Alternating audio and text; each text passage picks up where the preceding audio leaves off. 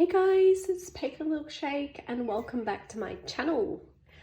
I'm super excited today because I'm going to be sharing with you my first challenge with Alisha, my good friend Alisha, for 2022. And we have decided to resume our challenges.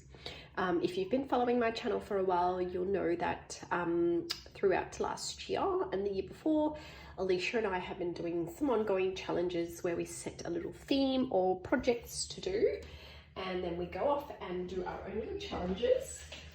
And then we film what we made on the channel, and we don't get a chance to look at each other's projects before the video. So every video is basically a surprise for each other. And this time we decided to do an all heart mini challenge, and that was mainly because All Heart is our favorite collection, and so we thought we'd ease into the new year using something familiar. And Alisha and I have sort of gone off crafting a bit recently because there's been a lot going on in both our respective lives. It's just probably too much to describe, but it's just good to be back crafting now. So I wanted to firstly show you guys a couple of these mini banner flags that I made as part of the challenge. So just to give you some scale, this is a Halloween banner flag that I made last year. And so for this challenge with Alisha, I made these little banners. So just wanted to show you kind of like the size difference. And these were made using the little mini Polaroids from the 6x8 All Heart paper pad. For those of you who are fans of crepe paper, you will know that the All Heart collection for some reason didn't come with a 12x12 pad. You could only get a 6x8 pad, or you buy the 12x12 sheets separately. So for this project, I didn't use any 12x12. I just grabbed my 6x8, cut a few of these Polaroids out, and then used from the 6x8 pad, used some of my leftover paper to make the base of the flags, the pennants. And for this project, probably more out of laziness than anything, I decided not to do any stitching, which I thought was cool because some of you guys probably don't have a sewing machine, and I think it's nice to share some projects where you don't really need a lot of tools. So this project can be done even if you don't have a sewing machine, but you will need glue just to put your banner together. And I used lots of square foam tape to pop this up. The other unusual thing about this project, this challenge, was I actually used the sticker book. I don't normally buy a sticker book from any particular collection because I don't use the clear stickers much. But I thought, well, I've got a couple of All Heart ones, so why don't I just back them onto some cardstock and just fussy cut them? Very time consuming job, but they turned out really, really cute. Particularly, sorry, someone's using their chainsaw or leaf blower or something making all that noise. They do take a bit of time to fussy cut, but I thought it was really worthwhile for this project. So those roses, the leaves, these flowers, these were all fussy cut, and I really like how this pink and brown one turned out because I just love the combination of brown and baby pink. I think that's a really, really cute combo. No dyes used in this process. It was all just cut or fussy cut. I did use my paper trimmer for the paper strips to make the bases. And this one has a puffy sticker as well. That little banner here is also a little puffy sticker, and it says current mood. And those jemmies are from the Paper Studio, which was sent to me from the US.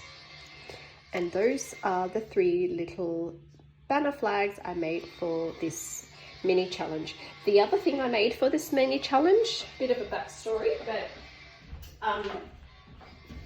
so for Christmas, my sister-in-law gave me this beautiful set of gin, little jars of gin samples from Bass and Flinders. I've never heard of Bass and Flinders Distillery, but basically it's like a sample kit of all these little jars of gin, and then some bigger bottles like this, which I haven't really used yet, and like a little sort of test tube of botanicals like juniper berries and coriander seeds that you're supposed to mix into your gin and sample them. But in this kit, there was like about a dozen little mini jars of gin. I'm just going to go and get them now. Should have been a little bit more organized. But basically, you get a little shot of gin in a little sample jar like this. And as soon as I had one shot of it, I thought these jars would be really, really cute to reuse. Like, why throw them away? They're really good glass jars. They had a little sticker at the bottom that I removed, a little label and a little label on top. So I took the labels off, put them through the dishwasher so they're nice and clean, and turned them into these little embellishment jars. And I just really, really, really like how they turned out. So this is my other all heart mini challenge. I made little mini jars of embellishments, as you can see on my palm. They're just these cute little jars. And I decorated the top with, so I used my punch to make these like scalloped circles, stuck it on, and then added layers of fussy cut embellishments and stickers as well. And what these jars are meant to be are just a selection of really fun, all heart themed beads and dangles that you can make charms out of. So I guess you can call these, I don't know, bead jars or charm making jars. I'm not sure. I'm sure by the time I actually post this video on YouTube, I will have come up with a name, but they're just super, super cute.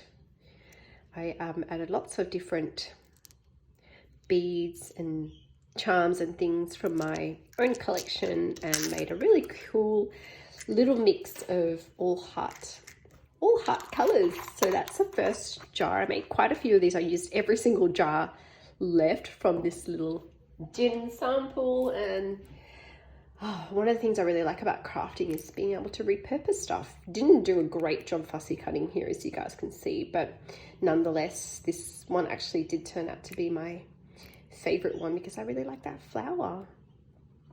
I think the secret is not to overdo the, like, over embellish the top, because it can make it a bit fiddly to open these jars, but this is about as sort of busy as it gets. And I really like the decision for me to use those scallop punch. The use of scallop punch just adds a bit of interest to it. So I may not open every single one of these jars, but I just wanted to show you like how cute they turned out and how fun and colorful they are. So that's two. Show you a few of these as well. So these are all, every single floral you see on these are from the sticker book that I just added onto some 200 GSM cardstock and fussy cut. That gives you a better sense of what's inside.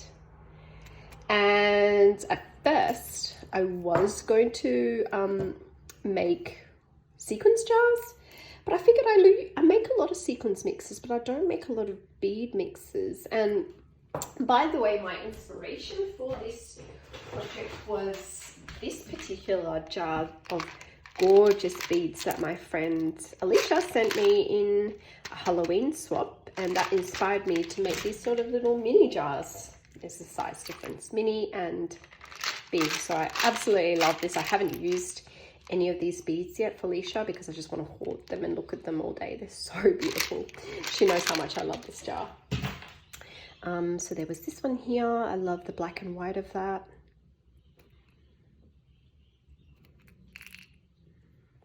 Mixed in a little bit of gold as well. Okay, and then I've got this one here. This one I was experimental. I added a Let's Do It sticker on the front. This was the only one, I changed my mind. This was the only one where I did put the label at the front. All the rest of them are bare. I'd love to know in the comments below whether you think it looks better with the label on the front or without it, but I'm not sure why. It wasn't really working for me, but I'd like to get your opinion. Please let me know what you think. There's that one here. So poppy and pretty. I love the beads in here. I'm probably going to gift a few of these to my pen pals, and the rest I'll keep and make awesome charms with them.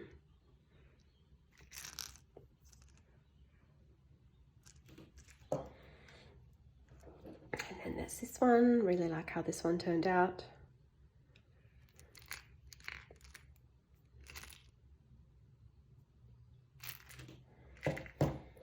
And this is the last one.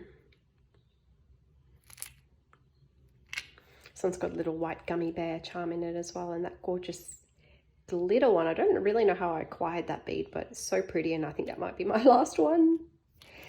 So that's all the projects. What I might quickly do is just then turn these on their bottoms, so you get a view of all the tops of the jars together, because they're just really, really cute, and I think they turned out so adorable. So thank you all for watching. I will now point you to Alicia's video, which is in the description bar below, so make sure you go over and support her and check out the amazing projects she made for this all heart mini challenge. Thank you all for watching, and watch this space for our next challenge, and I'll see you all next time. Bye.